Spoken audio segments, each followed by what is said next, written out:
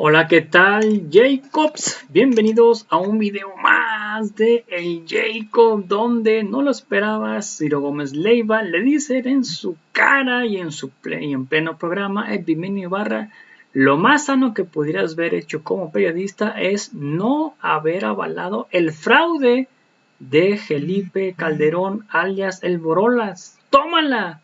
Y todavía se da el lujo Ciro Gómez Leiva de defender a Borolas y defender el fraude. Clarísimo. Veamos de qué se trata y qué nos dice el buen Epigmenio Ibarra y Ciro Gómez Leiva, y ahorita comentamos, ¿por qué no?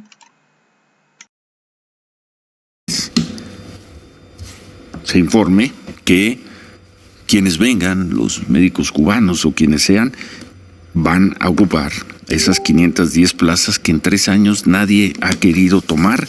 Y esa, yo lo repito, por más que se enojen algunos, si son médicos cubanos quienes las van a tomar, bienvenidos los médicos cubanos. Y creo que ahí tenemos un punto de coincidencia. Epigmenio Ibarra, buen día. En efecto, coincidimos, ayer lo dije. Me acordé de Sarajevo cuando en un combate entramos a un refugio y entro yo corriendo y un joven me dice "Welcome to hell", y yo me volteo. ¿Qué dijiste? Bienvenido al infierno. Bienvenido, Ciro. Te quemaron en leña verde. Pero pues, por atreverte a decir bienvenidos los médicos cubanos, no importa de qué nacionalidad. Sí. Bienvenidos los médicos cubanos. ¿Por qué despertaste el fantasma del anticomunismo? Porque tocaste una fibra hipersensible del sector más conservador de este país. Ahora resulta que vienen a indoctrinar, que son el diablo. Estas cosas, ¿sabes cuándo las escuchaba yo? Sí. Cuando era niño, y había una campaña que decía: el símbolo cristiano vencerá al comunismo. Sí. Y que lo van a hacer, porque es la esencia cubana. El cubano siempre, al final, te baja línea de lo que sea. No, pues por eso decíamos ayer en broma, si te atiende bien, si va a tu región, te atiende bien, te trata como lo hace un buen médico, y al final por ahí te tienes que escuchar 3 o 4 minutos de, como buen cubano, de línea política. Pero como buen cubano, bueno, como buen ser humano. Sí, los médicos no importa, los médicos no importa de dónde sean. Sí, por eso lo tienen decimos. Una filosofía, sí. Tienen una manera de entender la vida. Entonces, lo que no podemos seguir diciendo es que aquí el público, la gente, es una borregada a la que adoctrinas. La gente tiene conciencia. La gente toma decisiones. Es lo que siempre decimos nosotros cuando dicen, es que la televisión embrutece a quién. Pero si nos pueden cambiar de canal. Pero eso es lo que dice, el anticomunismo. Sí. Vienen a engañar, como engañados fueron por López Obrador. Y a propósito de eso te quería hacer una nota. Pero regresamos al tema de los médicos. Sí. Pero adelante, te escuchamos. No, quería decirte una cosa. La vez pasada, y por eso escribí un vuelco histórico, me quedé pensando en algo. Columna de Milenio. En Milenio, sí. Tú dijiste una cosa en la que me quedé pensando. Dijiste: López Obrador será anécdota. No, Ciro. No creo anécdota que serás tú, no anécdota seré yo. Yo sí, seguro. Dentro de yo muy no creo que haya dicho eso, ¿eh? Sí, así dijiste. No, y no sé en qué contexto. En un contexto. Podré decir, quizá dije sí, no, pero espérame, déjame no quedarme tan atrás. Quizás sea un pie de página en la historia. No, anécdota. Sí. Me acuerdo perfecto. Sí, pero aquí da el contexto, ¿no? Y te lo digo por lo siguiente. Porque tienes una recurrente necesidad de presentar este gobierno como un gobierno más. Y yo insisto que no se trata de un gobierno más. Yo tengo una recurrente necesidad de presentarlo en nuestras discusiones, así ha sido. ¿Y de dónde sale mi recurrente necesidad? No lo sé. Yo tampoco. No lo sé. Porque no es así. No lo sé, porque dijiste, no y si quieres lo buscamos, dijiste, será anécdota. Pues seguramente no. Pues no será anécdota. Anécdota seremos tú y yo. Yo seguro. Pero el presidente más votado de la historia ya tiene un lugar en la historia, por un lado. ¿De por qué el otro tamaño lado, será ese lugar de la historia? yo creo que va a ser un lugar preeminente. ¿Tú crees? Tan preeminente como los 30 millones de votos, tan preeminente como el hecho, y a eso me dedico en este artículo, de haber destinado el 64.8% por primera vez en la historia, el 64.8% del presupuesto nacional a los sectores más empobrecidos de la sociedad. Y esa, me parece a mí, es la contribución más significativa para la paz social en este país. Ojalá. Porque de eso hablo. Hablo de lo que significó la guerra de Felipe Calderón. Hablo por qué no había ninguna posibilidad de ganarla.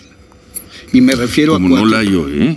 Bueno, hoy no la hay. Hoy no la hay. Y por Con eso, los datos medibles. Hoy no sé qué va a pasar en el futuro, no sé cómo recuerda la historia. Hoy no hay un dato para pensar que porque la guerra no se gana. Bueno. Y establezco cuatro cosas. A ver. Uno, primero porque nunca se tocó la capacidad logística de un enemigo. Sí. Si tú tienes un enemigo y no quiebras su capacidad logística y financiera, estás destinado a ser derrotado. Dos, porque nunca se le disputó la base social que a punta de plata o plomo, de coerción o plata, consiguieron en amplias zonas del territorio nacional. Tres, porque jamás se consideró la inagotable capacidad de reposición de bajas del narco, que podía sustituir a los sicarios muertos en combate de inmediato. Cuatro, por una cosa sustantiva, la presión por obtener resultados, el ansia de estar en la prensa narrando hechos relevantes, victorias, hizo, y el desprecio por la vida humana, hizo que Felipe Calderón convirtiera al ejército en una fuerza tanto o más criminal que las bandas a las que combatía. Eso no es cierto. Sí. Eso no es cierto. Déjame terminar, por favor. No voy yo. Y no tienes elementos para probar. Tengo elementos En cambio, sustantivos. leyendo tu artículo, yo pedí podemos ver la cifra de desaparecidos, porque este gobierno lleva 3 años y medio. Esta cifra se dio a conocer el lunes. Sí, 100,000 desaparecidos. 100,000 desaparecidos. En el gobierno de Felipe Calderón, 6 años, 31,418. En el de Andrés Manuel López Obrador, 3 años y medio, 46,043. Hay una inversión de estrategia. Bueno, hay una inversión de estrategia. Pero resultados no hay. Otra vez. ¿Que esto va a funcionar a un futuro y va a cambiar el tejido social del país? Quizá. O quizá no, Epigmenio. Bueno, esa Hoy es tu no. apreciación. No, mi apreciación Yo lo que son esas sostengo cifras, es, entre otras. te pongo hechos sobre la mesa. Hablamos de logística, hablamos de base social, hablamos de capacidad de reposición de bajas, hablamos de la conversión de las Fuerzas Armadas en principales violadores de los derechos humanos en el país, y eso está registrado. No está y hablamos registrado como además de la mimetización entre un Estado de perfil criminal y el narco, que era la otra cara de la Eso misma moneda. tampoco creo que Y sea. sostengo que ante la presión social y esta gente que clama por medidas urgentes y rápidas, hay que responder diciendo: esta guerra, el combate al crimen organizado, solo habrá de ganarse con actos de justicia social. Ojalá. Esa vía tomará tiempo. Tomará tiempo. Tomará, como yo sí te dije hace 8 días, como la guerra de la Organización de la Liberación Palestina y Yasser Arafat, 100 años. Y ahí en Zacatecas, en Guerrero, en Michoacán. Bueno, ha en tomado Tamaulipas, 12 años la guerra de Felipe Calderón. No ha tomado 12 años. Hoy gobierna Andrés Manuel López Obrador. Pero la guerra Entonces, continúa. pues La allá guerra que en sembraron. Sarabia, Zacatecas, esperen 100 años a que esta estrategia de no, resultados. Ciro. Estoy llevando las cosas a una Lo exageración. está llevando a un Vamos extremo. a una exageración. Lo estás llevando a un extremo. Discursiva para un programa de radio. Vamos a una pausa y escuchamos a Epigmenio Ibarra sobre este tema y regresamos al de los médicos, claro. al de los médicos cubanos y al de la transparencia, la información, las vacunas, Sofía. Sí, Vamos a una claro. la Suprema Corte dice que no podremos conocer por motivos de seguridad nacional cuánto costaron las vacunas. Volvemos. Para cerrar este tema de la violencia, la inseguridad, y pasar a otros. Yo tengo la firme convicción, Ciro, y he vivido la guerra muchos años. La he registrado, la he estudiado. De que en este país lo que se produjo en 12 años creó un clima de descomposición profunda, del que va a ser muy difícil desembarazarse y del que además solamente podremos salir con medidas radicales de justicia social, porque la paz es fruto de la justicia social. La gran brecha, la monstruosa desigualdad social prohija la violencia, porque esa monstruosa desigualdad social se alimenta de un Estado criminal que voltea hacia otro lado en lugar de atender a los más necesitados. De un Estado criminal que descansa en la corrupción y que tiene la impunidad como única ley. Eso vivimos. ¿Dónde nació el narco? En los sótanos de la Federal de Seguridad. ¿De dónde vienen los grandes capos?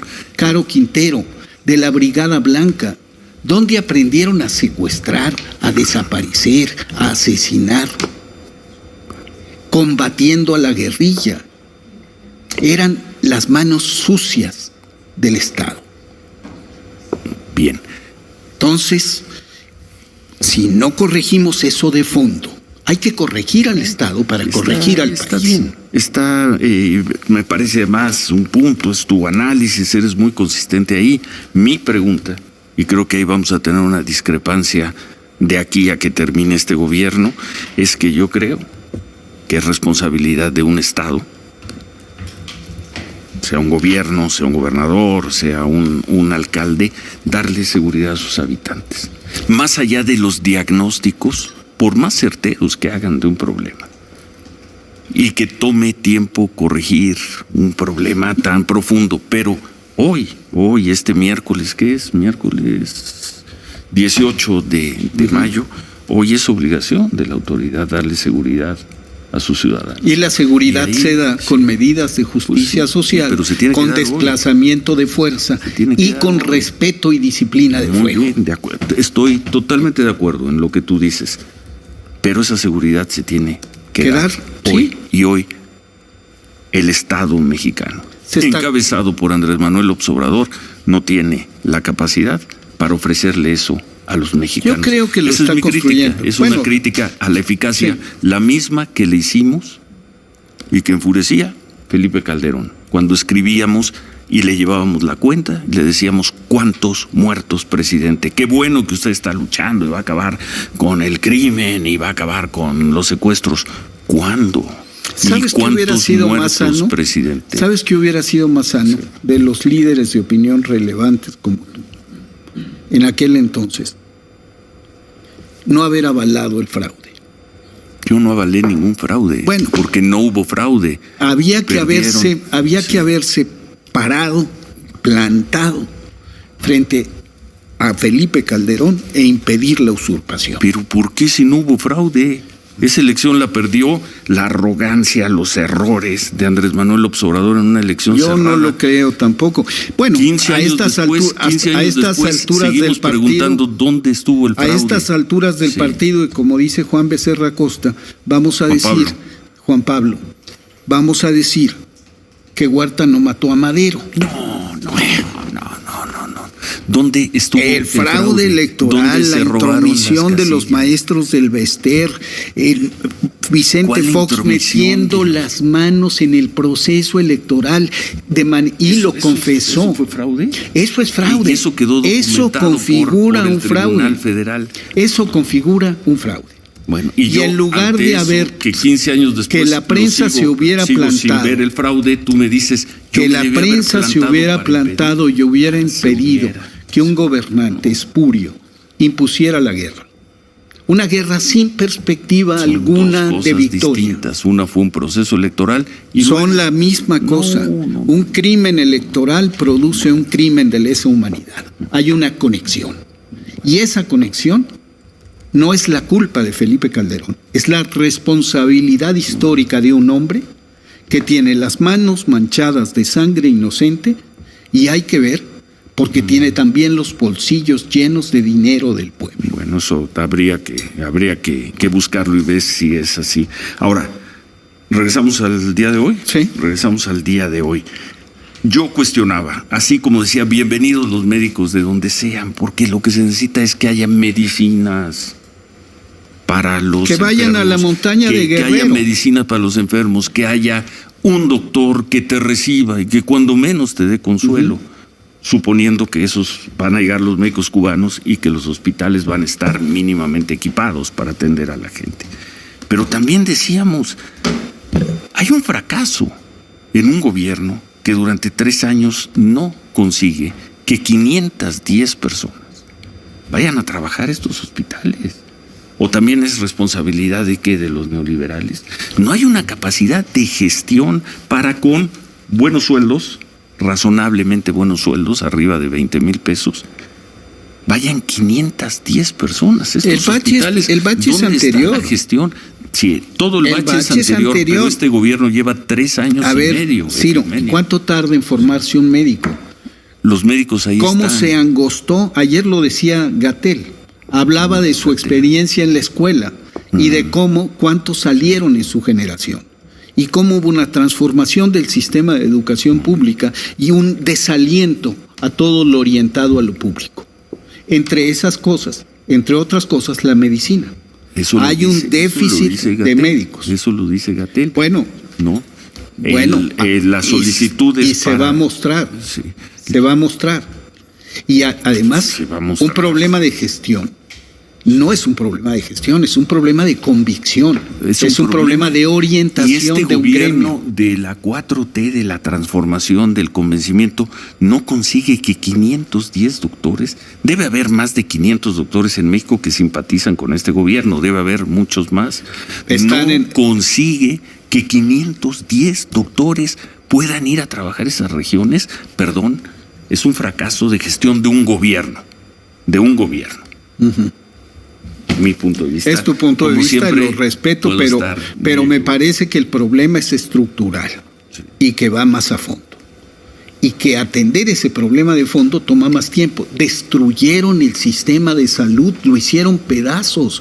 Tú decías hace un momento, falta que el hospital tenga camas, falta que tenga medicinas, falta que exista el hospital, falta que tenga muros, porque resulta, y vas por el país y lo encuentras, que todo estaba en ruinas y que se lo robaron. Todo sigue en ruinas. Levanta un país en 3 años con una pandemia de por medio. Vuelvo a lo mismo, Epigmenio. Con una pandemia de por medio. Con esos argumentos, y a ver, lo quiero frasear bien, con esos argumentos de que el país estaba en ruinas y es imposible levantarlo así, entonces, con esas palabras, el gobierno del presidente López Obrador será un asterisco, un pie de página en la historia de este país, porque no pudo hacer nada, porque la herencia fue tan terrible. Vuelvo a un hecho relevante. Fue tan terrible que no pudo hacer nada. Vuelvo a un hecho relevante. En la Constitución está establecido que por lo menos 3 billones de pesos, el 64.8% del presupuesto nacional, se reoriente. Bien. Y se gaste en lo sustantivo. Bien. Eso es una conquista. Eso ha de cambiar la faz de este país. Ojalá. La cambió en la pandemia. Sin estos auxilios, ¿qué hubiera pasado, Ciro? ¿Qué hubiera pasado sin las becas, sin las pensiones, sin jóvenes construyendo el futuro? No sé qué hubiera pasado. Midámoslo. Es lo que vimos y hicimos las crónicas de lo que midámoslo. El desorden. Te propongo hacer eso. Midamos el efecto de los programas sociales.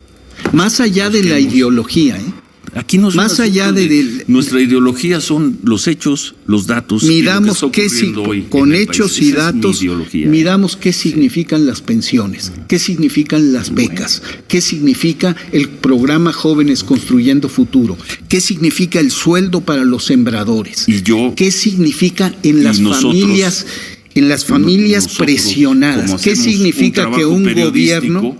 Tenemos que decir qué significa hoy. ¿Qué significa hoy? ¿Qué es lo que está significando? De eso estamos hablando. Bueno, tenemos que ser como se decía antes, progresista. Pues era un demócrata de avanzada en los tiempos de la guerra en El Salvador. ¿Ahí lo conociste? Ahí lo conocí. Apoyó el esfuerzo del Grupo Contadora, llegó a El Salvador varias veces y yo me acuerdo de él. Tengo buen recuerdo de él. Pues que se recupere. Ojalá. Y tu opinión, tu punto de vista sobre la Cumbre de las Américas. Pues mira, a mí me parece muy sano entrarle una discusión en serio sobre la función o no, para qué sirven las cumbres. Y debieran servir, entre otras cosas, pues para cuestionar entre todos el peso de las líneas de los Estados Unidos, de América Latina, la presencia o no de ciertos países, pero hacerlo en vivo. Hay una cosa de hipocresía y de diplomacia políticamente correcta que se está rompiendo en el mundo en general.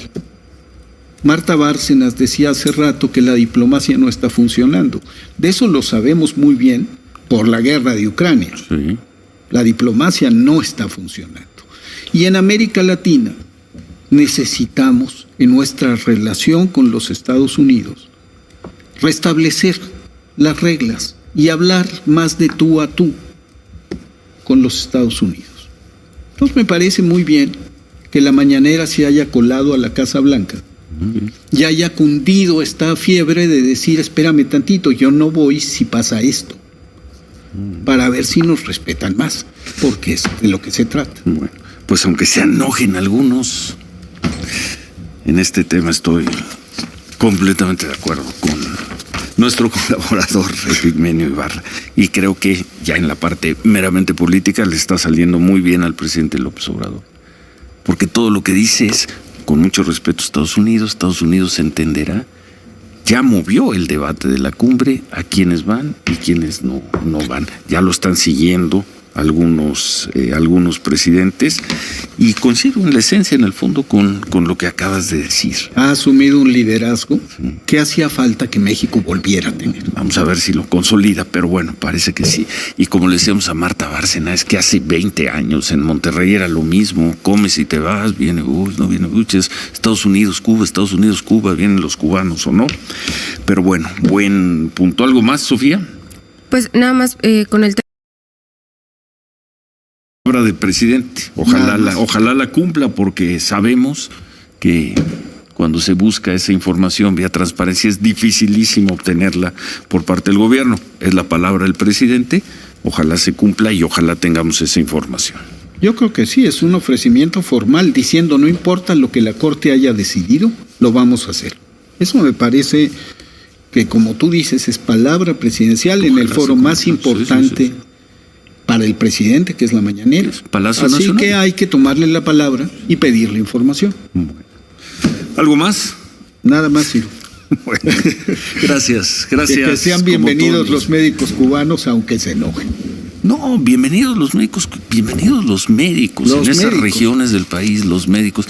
Es que son cubanos. Qué bueno, pues si son cubanos, denles un abrazo. Que no te quemen en leña verde, porque dices cosas razonables. Ese es el problema.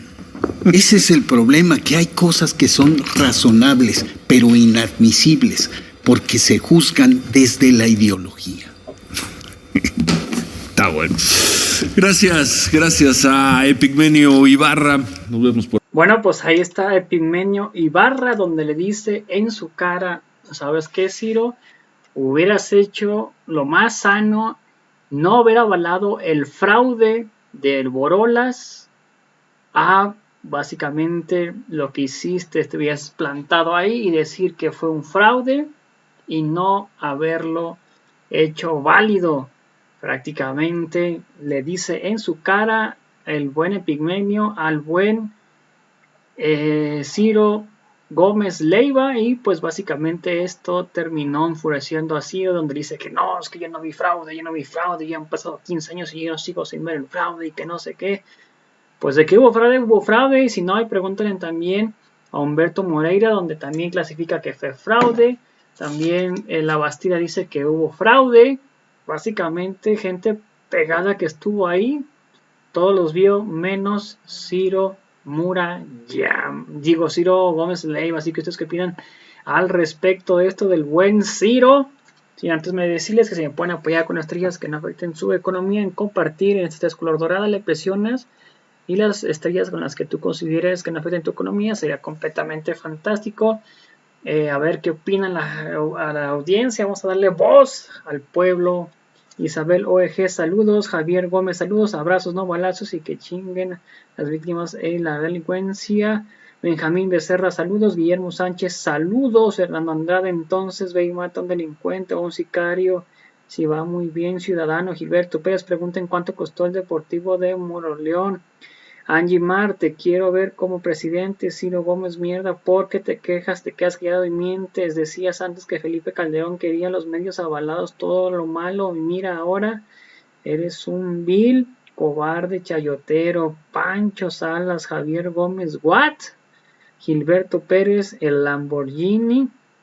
Pascual López, ¿hace cuánto caso, señor Ciro Gómez, de lo que dice el señor que está hablando contigo y usted está contra de Morena, sí o no? Javier Salas, Javier Gómez, todos ponle el uniforme de policía, mata narcos y asunto arreglado.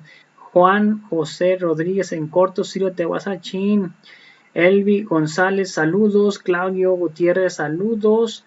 Qué hueva de Ciro. Enrique García, este chavotero es un verdadero mierda al servicio de la derecha hipócrita, hijo de pu. Elvi González, lo peor de Ciro como periodista. Fernando Velázquez, el punto de vista de Ciro Gómez Leiva siempre es tendencioso en beneficio a los hijos de sus empleadores.